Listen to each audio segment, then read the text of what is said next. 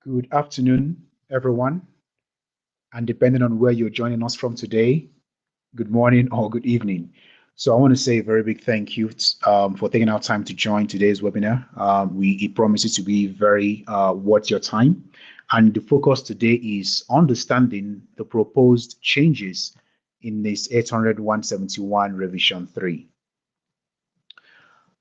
Real quick, my name is John Igbokwe. I'm a CMMC certified professional, and I'm the Microsoft GCC High lead architect at TechAxia. And a little bit about TechAxia, we are a CMMC compliance-focused company focused on using the Microsoft Cloud to achieve CMMC compliance for defense contractors. And now a quick overview of today's agenda. We will do a quick overview of NIST as an organization real quick. Then from there, we'll get to FISMA to understand how we get to NIST 800-171. Then we'll have like a quick glance at 171 current revision, which is revision 2. Then we'll do a comparison with revision 3, what has changed, what has stayed the same.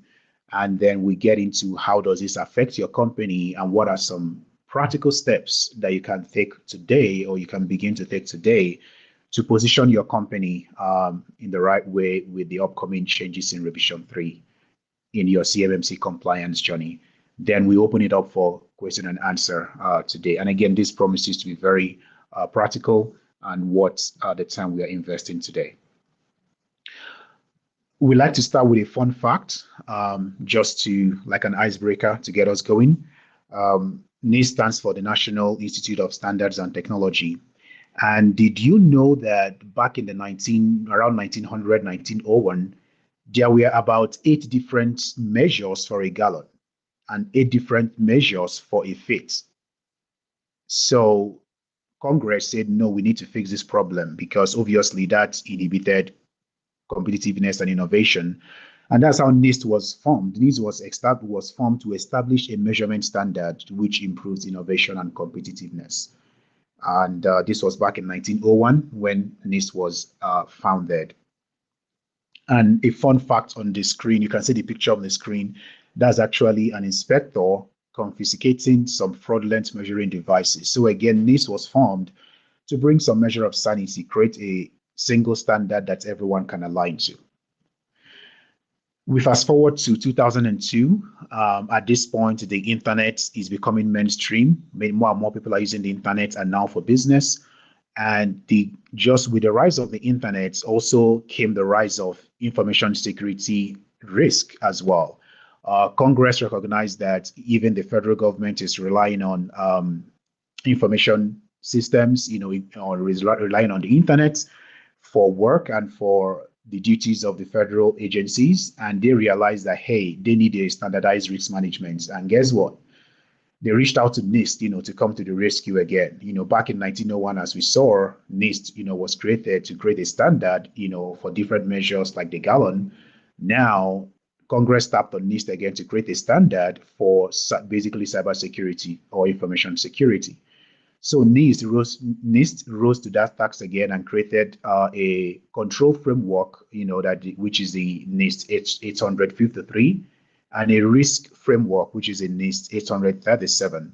And again, these were purely for federal systems. Again, one standard that all federal systems can align themselves to. So that, but this, FISMA was enacted in 2002 by Congress for federal systems. With that said, we know that the Department of Defense does not create any product or service. The DoD mostly relies on defense contractors to create or manufacture goods, widgets, create services that the DoD then uses in achieving its missions and goals. And that led to NIST 800-171. So remember, FISMA was for federal agency in NIST 800-53 and 800-37. Those risk and control frameworks are for federal agencies, whereas knowing that the DoD works with contractors that are not necessarily federal agencies, so these are non-federal agencies, NIST created NIST 800-171 so that these non-federal agencies can have a single standard to measure themselves, for their cybersecurity practice. So at a glance, NIST800-171 is for non-federal systems. It's aimed at protecting the confidentiality of CUI. And currently we are using Ref 2 of 171. And right now, which is the essence of today's webinar, is to look at the new revision 3 that was released on the 10th of last month, 10th of May, 2023. For those that watch this, way later after the fact. And then we are currently in a draft period right now. So NIST has released revision 3 for comments from the public between May 10th and July 14th. So this is June. So between the 10th of last month, May, till the 14th of next month, July, the comments period will be available for the public to review the draft form of revision 3 and provide feedback. So at this point, we have a high-level understanding of how we came, what the NIST800-171 is, the source, for it, and why we have NIST800-171. With that said, we then move into beginning to understand some of the differences between revision 2 of NIST800-171 and revision 3 of the same standard. As you can see on the screen, the source for NIST800-171, both revision 2 and revision 3, is from NIST800-53, like we mentioned earlier. While NIST800-53 is for federal agencies, it has 20 control families and over 1,000 controls or security requirements. The NIST800-171, both Ref 2 and Ref 3 are for non-federal systems or entities. So think of defense contractors, that either generate CUI on behalf of the government or receive CUI from the government in execution of their contracts. Revision 2 had or currently has 14 control families and 110 security requirements. However, Revision 3 has 17 control families. So 3 more control families were introduced in Revision 3, but it still remains on 110 security controls. And we'll unpack a little bit more if the scope of work has increased or not. And Revision 3 is more aligned to NIST800-53B, the moderate baseline control. So it mirrors, and we're going to see this later in Revision 3. It has the format is easier to read and understand, and it shows you the direct link to the source. So just in case you want to, if you don't understand a particular control and you want to get a richer context or meaning, then you can reference to the source, and the link is provided in Revision 3 for each security control. So yeah, we're beginning to see some of the differences between Revision 2 and Revision 3. The number of control families has increased from 14 to 17, but the security requirements remains the same at 110. However, I want to mention right here that even though it's 110 security requirements, we're going to see that the actual scope of work has increased, but more on that later. Some highlights of Revision 3 of NIST800-171. We have updated security requirements. So on the next slide, we are going to see that some security controls have been removed, some have been added across the different control families. Of particular mention is what we call ODP, which is organization defined parameters. Before now, the DoD had like recommendations of what you need to do on a particular frequency. But now in Revision 3, you have more flexibility to define what makes sense for your company. For example, if you want to change your password, right? Should you do it every 60 days, every 90 days, every 180 days? Even Microsoft right now is saying don't even change the password and go passwordless. So NIST800-171 Revision 3 is now allowing you to define what makes sense for your company.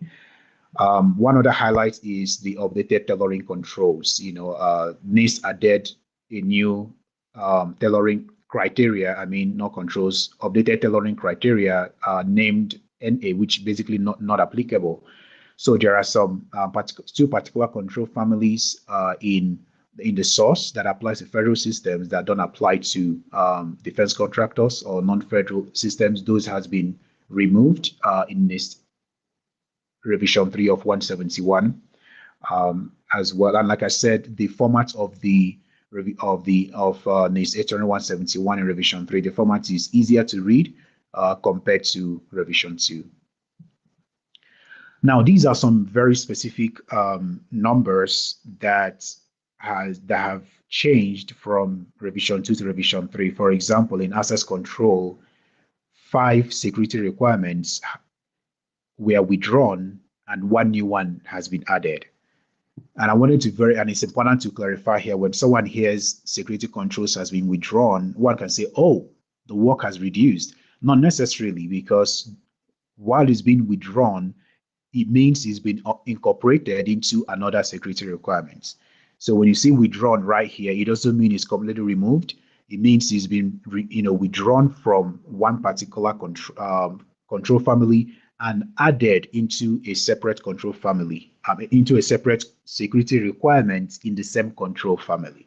So I think that's important to call out, because on the surface, when you see withdrawn, it might mean it can be easily interpreted to be, oh, that requirement no longer exists, I don't have to do it.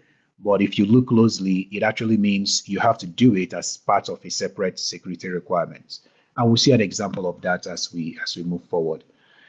Of particular note here is the new families that have been added. As you can see, we have planning, we have services and systems and services acquisition, and we have supply chain risk management. So these are the 3 new families that have been added in revision 3. Remember, in revision 2, there were 14 control families, but in revision 3, we have 17 control families. And like I said, they are now more closely aligned with the source, particularly NIST 800-53B, the moderate baseline controls.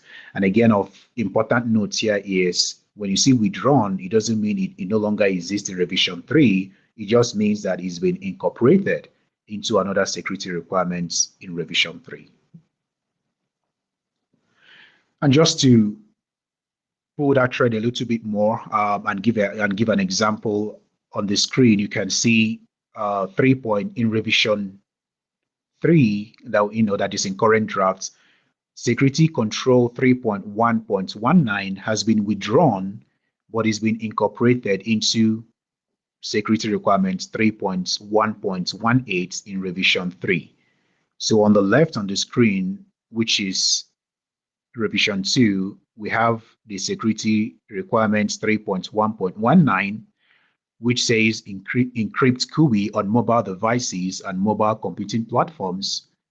However, in revision 3, that 3.1.19 has been incorporated into 3.1.18.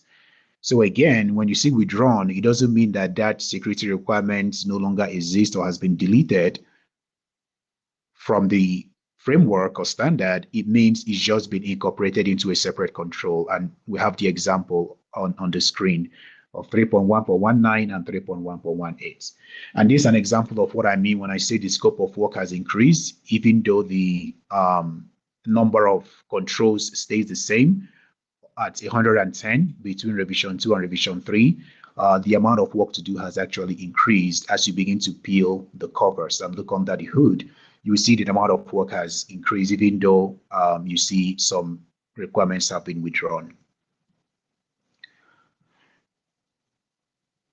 The other thing we wanted to highlight is some updated security requirements, particularly the ODP.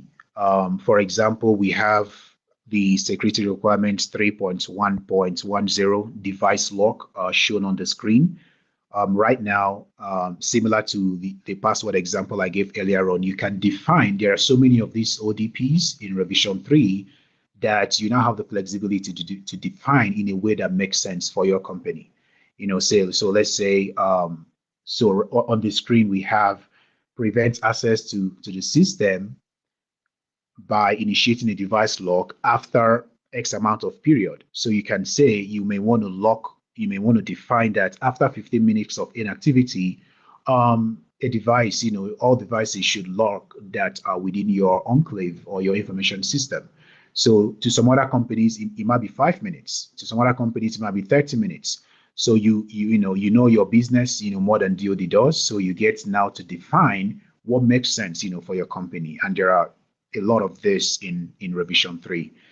And as you can see, there is a direct link to the source for each of these security requirements in revision 3. It links directly to the source requirements in 853.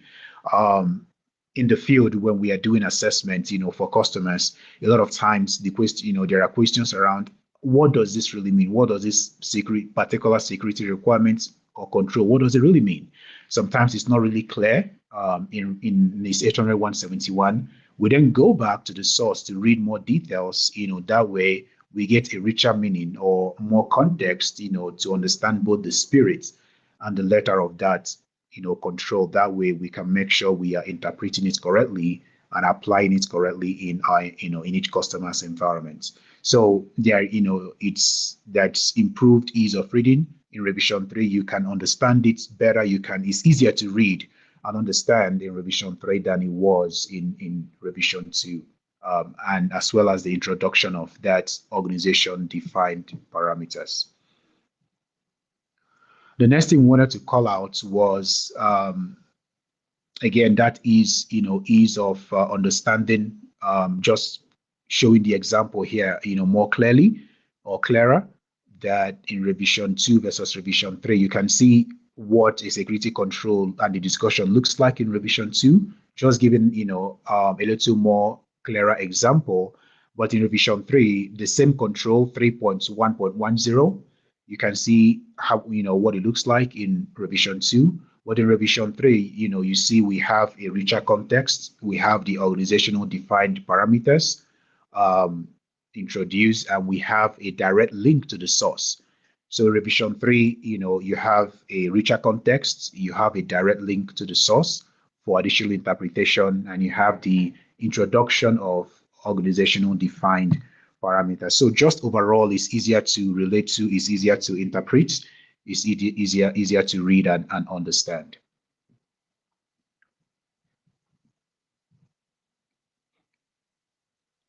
And within at Tekaxia and for our other clients, we've started digesting revision 3, peeling back the covers, and we wanted to highlight. We thought this is important to highlight among so many. Because of our time, we won't go into all of them, but we decided to call out one, which is your system security plan and the ODP. Right now, before now revision 3, and if you look at 500, there is a defined cadence or a recommended cadence from the DoD on how often you should update your system security plan, which is required. It's a required artifact, in your CMMC compliance journey. You need to have an SSP.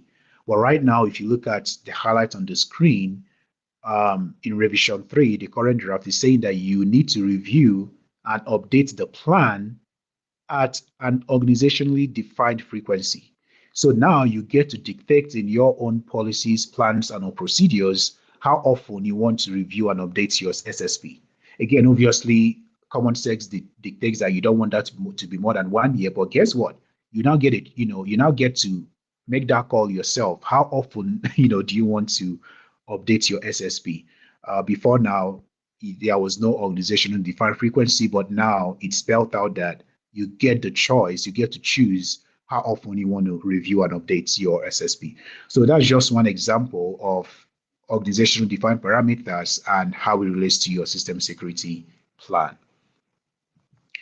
That brings us to the updated tailoring criteria. Again, remember the essence or the objective of today is to get a clearer understanding of the revision 3 of NIST 800-171 and some practical action, actionable steps you can take to properly position your organization to be compliant, with this once it's codified in DFIRS, and also to remove all the confusion. Oh, should I start? There are so many changes in CMMC. Maybe I should not do nothing right now. No. What with revision 3, and as you're going to see, in subsequent slides, you just need to understand what is coming down the pipeline, and then start positioning yourself as part of your ongoing CMMC compliance efforts to make sure that you are compliant to revision 2 today, and then start positioning yourself for revision 3, because we know it's coming down the pipeline. So for the updated tailoring criteria, a lot of people, this is something that a lot of people do not either are not informed about, they are not aware of it, or it's not on their radar. And that is the tailoring controls. So NIST introduced one new one called not applicable. And as you can see on the screen, we have NCO that these security requirements are not directly related to protecting the confidentiality of CUI. And then you have NFO controls. This is a very interesting control, and it can be very tricky, especially when it comes to doing your audits, your CMMC audits. These are controls that NIST and the federal government expect you to actually be implementing without calling it out as a security requirement, calling it out specifically to say you must be doing this, just like, but they expect you that you should be doing this. And as you can, and you will see that some of these NFO controls actually show up in the assessment objectives, in the 171A assessment guidelines that you are actually going to be assessed by. Some of these NFO controls show up there. So, and that's why I say this is tricky, because NIST or DOD or the cyber AB, they are not saying you must do these things. They are just saying that they expect you to know about these requirements and to do them. And I'll speak about an example shortly. But again, it's important that defense contractors are aware of this expected but not required, or not expected but not specified. Yeah, that's a good way to put it. They are expected, but they are not specified. Obviously, there are the Fed criteria. You don't need to worry about those because that's the responsibility of the federal government. There are the CUI controls, and these ones are directly related to protecting the confidentiality of CUI. So you want to make sure you are aware of these ones and you know about them. And obviously, there are the NAs and the not applicables, and this is a new category. So, and if you look at the table on the right on the screen right now, you could see that policies and procedures for awareness and training in revision 2, it was classified as NFO, meaning you are expected to have policies and procedures, but they were not specified. But right now in revision 3, they are now classified as CUI criteria, meaning you are both expected and required to do them, or is specified for you to do them. But you can see for training 80 training records, while they were NFO in revision 2, they are now NCO in revision 3. So the point here is just be aware that new criteria has been introduced in revision 3, which is NA. You don't need to worry about those, but you need to be aware of NFO controls, especially, and CUI controls. CUI are expected and specified. NFO is expected but not specified. So please, it's important to be aware of, especially of NFO, because they are going to show up in assessment objectives, some of them, and they're going to be audited for those. And just speaking a little bit about those updated tailoring criteria, if you go on the NIST website announcing that revision 3, they actually have an Excel spreadsheet showing you the different tailoring, show you different security requirements, and if they are CUI, if they are NFO, if they are NCO, if they are not applicable. So that spreadsheet will be a good one to grab a hold of. That way you can stay informed of the different tailoring criteria and which ones that apply to you and which ones you need to be executing against. But again, I just wanted to highlight, don't lose sight of NFO. They are expected but not specified. So they can be tricky because they're going to show up in your assess, when it's D-Day to assess your company for CMMC 2.0, guess what? You will most likely be assessed for NFO controls, but if you don't know about it, you're going to be surprised, and that could be a not met control, because you'll be like, I didn't know, but now thanks to this webinar. So again, please, if you are doing this internally, you want to make sure that you are aware of NFO controls. If you have a service provider doing this for you, ask them, hey, do you know what NFO controls are? Are we covered, with respect to NFO controls that apply to us? So please make sure you're having that conversation either internally or with your service provider. And like we mentioned earlier on, there is no need to be confused or have anxiety around revision 3. The bottom line is just to understand the changes between revision 2 and 3, and start taking steps to position your company to be compliant with revision 3. And it's not something you need to do overnight. Just understand the differences, add them to your risk register and start working to stay compliant once they are available. So as we begin to wind down today, how does the new revision 3 impact your company with respect to your CMMC compliance journey?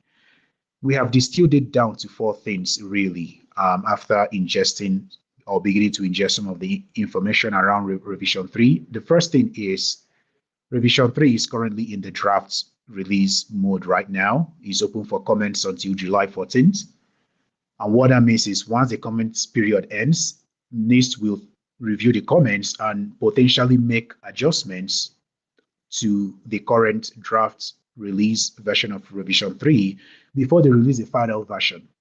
So once NIST releases the final version for revision 3, the DoD at that point will determine the timeline for adding the revision 3 final version into the defers clause. It's only at the point that the DoD now incorporates the final version of revision 3 of 171 into the defers clause. At that point, it will now become binding on defense contractors. And the timeline for this, can be anywhere, can be up to 12 months. So that's why we're saying there's no need to panic. If you are already working on your CMMC compliance, continue what you're doing, but just add the revision 3 to your risk register.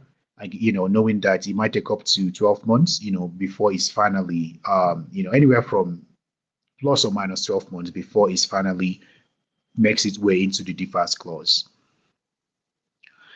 Next steps, before we open it up for questions today, in terms of next steps, we encourage you to begin to have these conversations with your service provider. Like I mentioned, you want to ask them, do they know what NFO criteria are, or NFO controls? Do they know what it is? Is your organization, is your company covered with respect to NFO controls? You want to begin to understand some of the changes we talked about between revision 2 and revision 3, and to begin to add those to your CMMC risk register, right? And we said if you have not already started your CMMC compliance journey, we highly recommend that you start. Depending on where you are in that life cycle, it might be 12 to 18 months to get you fully compliant. So the earlier you start, the better. There's a proverb that says the best time to plant a tree, was about 20 years ago. The second best time is today. So we want to highly encourage you to begin your CMMC compliance journey. If you've not, no need to be confused or worried about revision 3. Just continue working on with revision 2 right now. If you have a service provider you're working with, we highly encourage that you start a conversation with them right now to understand what you need to start doing to position yourself for revision 3 once it comes down the pipe. And if you don't have a service provider, if you're doing this internally, you want to have that conversation internally, or if you don't have a service provider, we'll be happy to have this conversation, a free consultation with you to help you understand what this means for you and what actions you need to take. And at this point, we'd like to open it up for questions and thoughts, at this time. We'll also provide our contact information is on the screen as well. Like we said, just in case we run out of time today for questions, feel free to reach out to us. Our phone number, our email, our website, and our LinkedIn handle are all on the screen. Feel free to reach out with any questions, or for free consultation. We offer a free 30 to 45 minutes consultation to understand where you are in your CMMC journey and help you move along on that timeline from zero to compliance, or from where you are today to full compliance and ongoing management. So do we have any questions in the chat? I just posted a question in the chat that came online. I actually have let me see.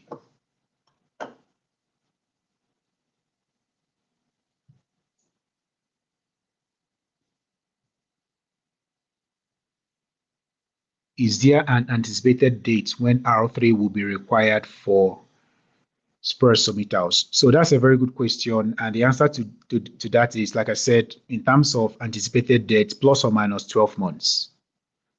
Because Rev 3 will have to make its way into final release, and then DoD will need to incorporate that final release into the DFARS clause. So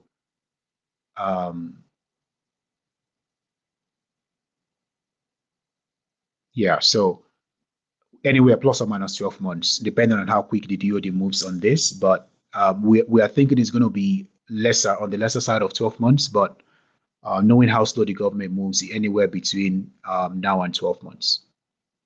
That's our expectation right now. Thank you, Paul, for that question, and hopefully that answers what I just provided, answers your question. Do we have any other question from the audience? No, we're good. Awesome. So I want to take the time to say thank you to everyone that took time to attend today's webinar. I hope that it's been a good investment of your 30 plus or minus 30 minutes of your time. Like again, to as we wrap up today, there's no need to be worried or confused, or stop what you're doing. The recommendation is continue executing against NIST revision, NIST 800-171 revision 2, and then just be aware of revision 3 and what changes you need to make, and then keep basic, because what is in DFARS right now is revision 2. So keep working with revision 2 and be aware of revision 3, and so that once it's down the pipeline,